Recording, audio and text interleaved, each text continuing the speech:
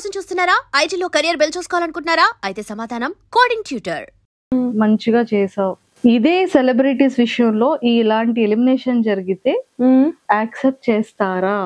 That's my biggest question అన్న ఒక thumbnail చూడగానే వామ్మో ఏంటి ఇలా పెట్టేసింది అని ఒక్కసారి వీడియో అంతా చూసాను. ఏంట్రా అంత పెయిన్ఫుల్, ఆ లోపల ఉన్నదంతా బయటికి. జస్ట్ ఇమాజిన్, ఇంకా దాంట్లో చెప్పలేను చాలానే ఉన్నాయి కానీ ఒకవేళ అదే ప్లేస్ లో నేను సేఫ్ జోన్ లో ఉండి లాస్ట్ లో తనుజ గారే ఆ డేంజర్ జోన్ లో ఉండి ఆవిడదే ఇలాగా కట్ చేసేసి బయటికి పంపించేసి ఉంటే తనుజ గారు బయటకు వచ్చేవారు ఎలిమినేట్ అయ్యి? I don't think so. వాళ్ళు ఏదో ఒకటి చేసి మీరు ఇట్లా చేశారు కాబట్టి తనుజ గారిని ఇంట్లో ఉంచుతున్నాను, సుమన్ గారిని పంపించేయడం అని చెప్పడం కానీ, లేదా దిస్ ఇస్ ఎ ప్రాంక్ అంటారు, లేదా this is a secret room అంటారు. మొత్తానికి ఆవిడ అయితే ఇంట్లో పెట్టేవారు. బట్ నేను అక్కడ ఉన్నాను కాబట్టి నన్ను పంపారు. That's what happen.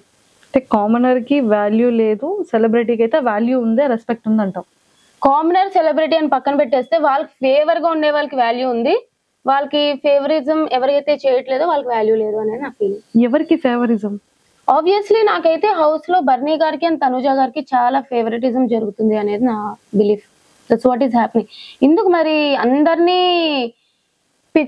చెప్పాలంటే ఇప్పుడు నేను ఆడియన్స్ ఓటింగ్ వల్ల బయటికి పోలే, ఇప్పుడు నన్ను రీఎంట్రీ అంటే ఓకే అని అనుకుందాం.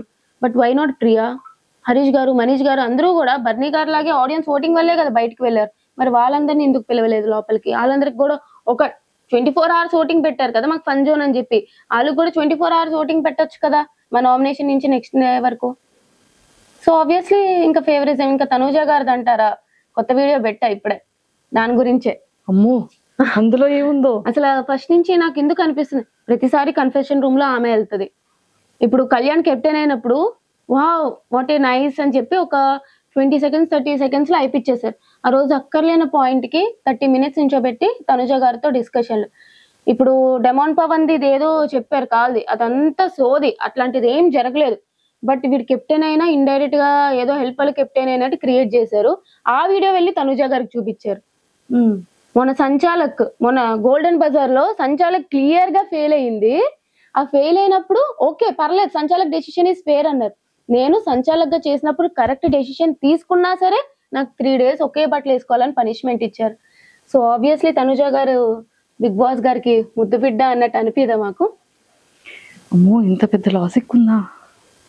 ఓకే, సో ఇవన్నీ క్రాస్ చెక్ చేసుకున్నాం. Yes. Okay, big boss overall journey నచ్చలేదు.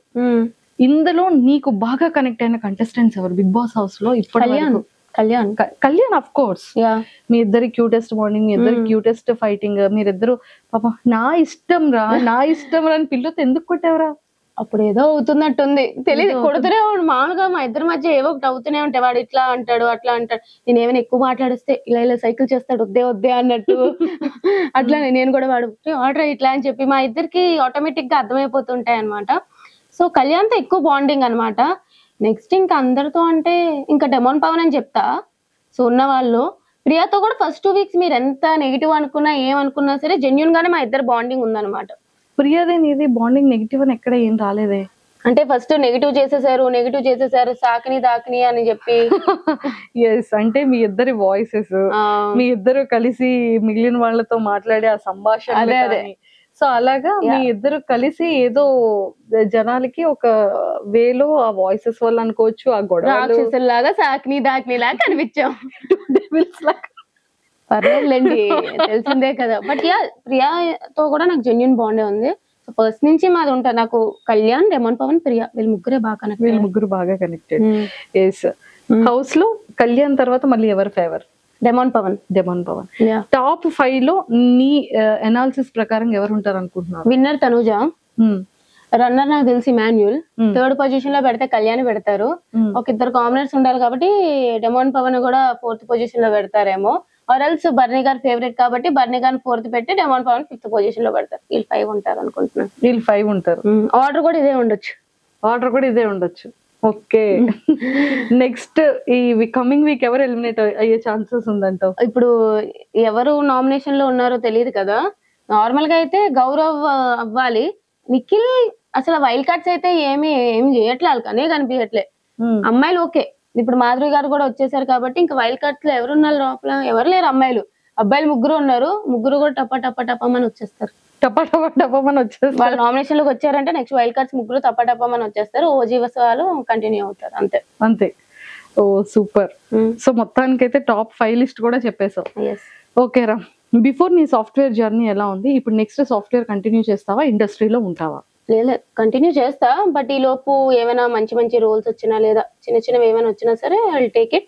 బట్ మరీ ఇదే ప్రొఫెషన్ అని చెప్పి ఐ డోంట్ నో, అంటే ఈ ప్రొఫెషన్ అనేది ఎక్కువ నమ్మకం ఉండదు కదా ఏ టైంలో ఉంటుందో లేదో. So that's why. But ya present అయితే ఇంకా ఏం లేదు, చూద్దాం లైఫ్ ఎట్లా తీసుకెళ్తే అట్లా తీసుకెళ్తా. అనుకోలేదు కదా బిగ్ బాస్ లోకి ఇలా వస్తాను అని చెప్పి, సొంత దేవుడి దయ. అరే హస్బెండ్ కోసం ఏంటి మేనిఫెస్ట్ చేసావు, ఫ్యూచర్ పార్ట్నర్? ఏం చేయలే, మంచోడైతే చాలు. మన నోరు అసలుకే పెద్దది కదా, అది అర్థం చేసుకునేవాడు వస్తే చాలరా బాబు అనుకుంటాను అంతే. అంతే, ఇంకేం లేదు. కాదు, ఈ ఇయర్ అయిపోగానే నెక్స్ట్ ఇయర్ చేసుకుంటానని ఇంట్లో మాట ఇచ్చావని తెలిసింది. ఎప్పటి నుంచో తినేస్తున్నారు చేసుకోమని. నెక్స్ట్ ఇయర్ అన్నా, ఇప్పుడు కొంచెం గ్యాప్ ఇద్దాం, ఇప్పుడే కదా మళ్ళీ ఇట్లా వచ్చింది. ఇప్పుడు మమ్మీ డాడీకి గుండె అమ్మో చెప్పా. అంటే ఇప్పుడే ఇది బయటకు వచ్చినప్పుడు యూటిలైజ్ చేసుకున్న ఈ ఫేమ్ ఎంత ఉంటది, ఎంత ఫేమ్ వచ్చినా మహా అయితే ఒక 3-4 మంత్స్ ఉంటది. ఈ 3-4 మంత్స్ లో ఇప్పుడే ఏదైనా నేను చేయాలి అనుకుంటే ఇప్పుడే చేయగలను కాబట్టి ఒక 3-4 మంత్స్ గ్యాప్ ఇచ్చి ఆ తర్వాత చేసేసుకుంటా. కానీ చేసుకుంటావు. ఒరే భయం వేస్తుందిరా, అంటే ఒక్క 1 year 2 year గ్యాప్ ఇస్తావేమో గానీ, అంటే మా పొజిషన్ పరిస్థితి ఏంటా, యాంకరింగ్ పరిస్థితి అని భయం వేస్తా. అవ్వా లేదు, చూద్దాం, ఏం కాదు. చూసా, ఏం పర్లేదు, చూద్దాం అంటుంది అంటే ఏదో పెద్ద స్కెచ్ లోనే ఉంది. ఓకే, యాంకరింగ్ ఎవరైతే నన్ను కావాలనుకుంటున్నారో ఛానల్స్ అందరూ ప్లీజ్ కాంటాక్ట్ మీ, చేసేద్దాం, షోని హిట్ చేద్దాం. ఒకవేళ మా ఛానల్లోనే అడిగితే మళ్ళీ ఏమైనా ప్లేస్ ఉంటదంట? అయ్యో మీరు అక్కడ నేను ఇంకా ఇక్కడ. గురువుని మించిన శిష్యురాలు అవుతే మంచిదే కదా. అంతే అంటావు? అంతే. కానీ గురువు పొజిషన్ ఇచ్చేసావు. గురువే ఆబ్వియస్లీ. మీరందరూ, నేను ఎప్పుడు కూడా ఎక్స్పీరియన్స్ వాళ్ళకి ఖచ్చితంగా ఒక పొజిషన్ లో పెడతా. ఎప్పుడు వాళ్ళలాగా అవ్వాలి అని అనుకుంటాను కానీ వాళ్ళు తొక్కాలి అని అనుకోను. అంతే అంటావు. ఏదైనా సరే గురువుకు మించిన శిష్యురాలుగా యాంకరింగ్ లో కూడా గట్టిగా నాటికి పోవాలని కోరిక. సో మేనిఫెస్ట్ చేస్తున్నాం ఇంకా. Super, all the very best. ఏంటి ప్రమోషన్లు కూడా స్టార్ట్ చేసావని విన్నాను, యాడ్స్ చేస్తున్నావంట, కమర్షియల్ షూట్స్ అప్పుడే స్టార్ట్ అయ్యాయంట. జ్యువెలరీస్, రెస్టారెంట్స్, కాలేజెస్, ఇన్స్టిట్యూషన్స్, ఏంట్రా ఇది? ఏం లేదు కానీ ఏవో చిన్న చిన్నవి స్టార్ట్ చేస్తున్నాను అని తెలిసింది. సో అయితే ఓపెన్ ఆఫర్ అందరికి ఓపెన్ ఆఫర్. నేను ప్రెసెంట్ ఖాళీగా ఉన్నాను, ఒక జాబ్ లేదు, ఏం లేదు. మీరు ఇచ్చే ప్రమోషన్లు, కొలాబరేషన్స్ అన్ని కూడా కలిపి చేద్దాం, వైరల్ చేద్దాం. మొత్తానికి అయితే ఫైనల్ గా కమర్షియల్స్ లో, యాడ్స్ లో, అన్నిటిలో స్టార్ట్అప్ చేసేస్తాం. సరే, all the very best. Thank you. అది కూడా ఏమైనా ప్రమోట్ చేస్తావారా? కమర్షియల్స్ ఏదైనా సరే చేయమంటే ఐఎమ్ ఆల్వేస్ రెడీ. అందరూ కూడా. అంటే మాకేమైనా ఫ్రీగా అంటే జాబ్లెస్ అక్క, జాబ్లెస్. అమ్మో చూసారు కదా అక్క, నో అక్క. మరి నీ నెక్స్ట్ గోల్స్ ఏంట్రా శ్రీజ? ఒక మంచి ఇల్లు కట్టుకోవాలి, మేనిఫెస్టింగ్ ఒక మంచి ఇల్లు. సో ఆ ఇల్లు కోసం కష్టపడదాం అని చెప్పి అంతే ప్రెసెంట్ గోల్ ఫిక్స్ అయిపోయాయి. అండ్ నేను చాలా విన్నాను, ఫ్యామిలీ కూడా చాలా ఎక్కువ రెస్పాన్సిబిలిటీస్ ని త్రూ జరుగుతూ ఉంటాయి ఇంట్లో అని కూడా విన్నాను. అంతే, చాలా మందికి ఆ విషయం తెలియదు. మేము తెలుసుకున్న కొంతలో తెలుసు, నీ నోటితో మాకు వినాలని ఉంది. లేదు అంటే రెస్పాన్సిబిలిటీస్ అంటే డాడీ చూసుకుంటారు కానీ మొత్తం ఇంట్లో ఎప్పుడైనా శాలరీ పడిందంటే అన్న, డాడీ అందరూ నాకే ఇచ్చేస్తారనమాట. సో మనీ అంతా ఇంట్లో, మనీ హ్యాండ్లింగ్ అంతా నాదే ఉంటది. సో దాన్ని బట్టి నేనే కొంచెం అందరికి ఎంత అయింది లెక్కల బుక్లు ఉంటాయి కదా, అప్పట్లో రాసేవాళ్ళం, అట్లా నా దగ్గర కూడా లెక్కల బుక్లు ఉంటాయి అనమాట. సో ఈ మంత్ ఎంత అయింది, ఎవరెవరి అమౌంట్ ఎంత అయింది, ఎంత ఉంది, మొత్తం అంతా మేనేజ్ చేస్తాను. శ్రీజ అంటే లెక్కలు. అయితే ఇప్పుడు లెక్కలు శ్రీజ అని పెట్టాలి. లేదు కానీ బట్ యా నేనైతే అప్పట్లో మేనేజ్ చేస్తాను. If in case big boss house లో కెప్టెన్ అయితే నువ్వు ఎలా హ్యాండిల్ చేసేదాన్ని? లేదు, నేను మంచిగా, యాక్చువల్లీ చెప్పాలంటే నాకు డైరెక్ట్ గా ఒకరితో శత్రుత్వం అనేది లేదు. నేను నార్మల్ గా కూడా అందరినీ ఈక్వల్ గా చూస్తా. అది నాకు ఎంత క్లోజ్ బాండ్ ఉన్నా, ఎంత ఇష్టం లేకపోయినా. కెప్టెన్ అంటే ఇంకా బాగా చేసేదాన్ని చెప్పాలంటే. ఓనర్స్ టెనెంట్స్ గా ఉన్నప్పుడే. Subscribe iDream Media. Please do subscribe to iDream. Please subscribe to iDream Media. For best entertainment and information, please subscribe iDream. And don't forget to subscribe to iDream.